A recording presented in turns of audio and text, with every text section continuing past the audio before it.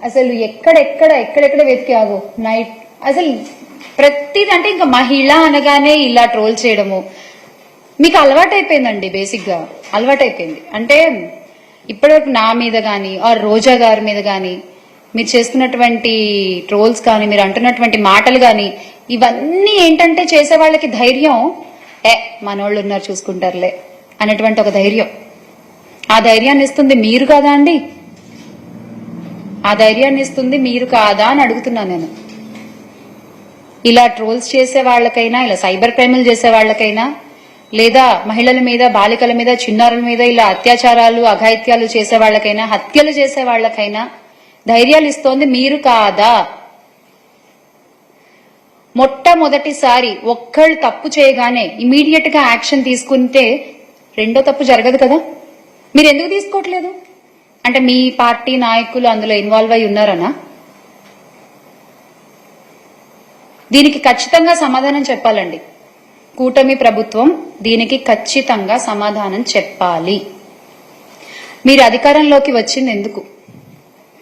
మహిళల్ని కాపాడాల్సిన బాధ్యత మీ మీద లేదా? చిన్నపిల్లల్ని కాపాడాల్సిన బాధ్యత మీ మీద లేదా? ఇలాంటి రాబందులు, క్రూర మృగాల నుంచి కాపాడే ధర్మం మీది కాదా?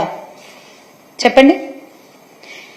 ఇంత దారుణంగా సైబర్ క్రైములకు దిగుతున్నారు అంటే ఈ రాబందులంతా, చిన్న పిల్లల మీద దూకుతున్నారంటే వీళ్ళంతా, ఈ కామాందులంతా, వాళ్ల వెన్నుల్లో వణుకు పుట్టించే బాధ్యత మీది కాదా?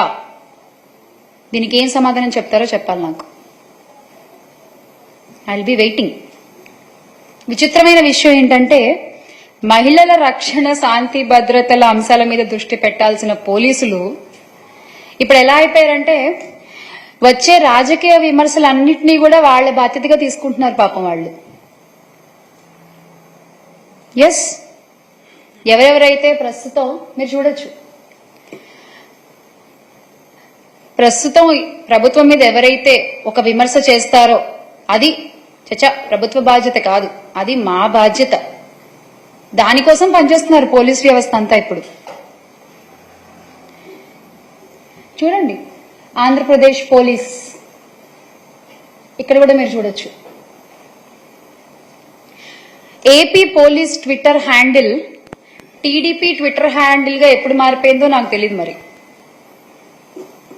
ఇసుక సిండికేట్ గురించి ప్రశ్నిస్తే చర్యలు తప్పవని హెచ్చరిస్తారు. రాజకీయ విమర్శలకు పోలీసులకు అసలు ఏంటండి సంబంధం? ఎందుకు రాజకీయాలకు పోలీస్ శాఖ వేదిక అవుతోంది? ఎందుకు? వై? రాష్ట్రానికి 14 లక్షల కోట్లు అప్పుంది అని చంద్రబాబు నాయుడు గారు చెప్పారు.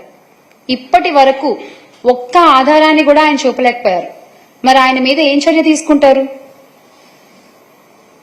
30,000 మంది అమ్మాయిలు మిస్సింగ్, 30,000 మంది అమ్మాయిలు మిస్సింగ్. అసలు నేను అధికారంలోకి రాగానే నేను అందరినీ తీసుకొచ్చి నిలబడతాను అని అబద్ధపు ప్రచారాలు చేశారే పవన్ కళ్యాణ్ గారు. మరి ఆయన మీద మీరు ఏం చర్యలు తీసుకుంటారు? పోలీస్ వ్యవస్థ మొన్నటికి మొన్న కల్తీ నెయ్యి కలిసింది అని చెప్పి తిరుమల లడ్డు విషయంలో మొత్తం దేశం అంతా కూడా ఉలిక్కి పడింది. ఒకసారి మీరు చేసిన వ్యాఖ్యలకి ఎంతో మంది హిందువుల మనోభావాలు దెబ్బతీశారే మీ అబద్ధపు ప్రచారాలతో. మరి వాళ్ల మీద మీరు ఏం చర్యలు తీసుకుంటారు? ఈ కామెంట్ల ఆధారంగా సోషల్ మీడియాలో విస్తృత ప్రచారాలు, అబద్ధ ప్రచారాలు చేస్తున్న ప్రతి ఒక్కళ్ళ మీద మీరేం చర్యలు తీసుకుంటారు? నా మీదనే ఇంత నీచ కామెంట్లు, ఇంత అబద్ధ ప్రచారాలు చేస్తున్న వాళ్ళ మీద మీరు ఏం చర్యలు తీసుకుంటారు?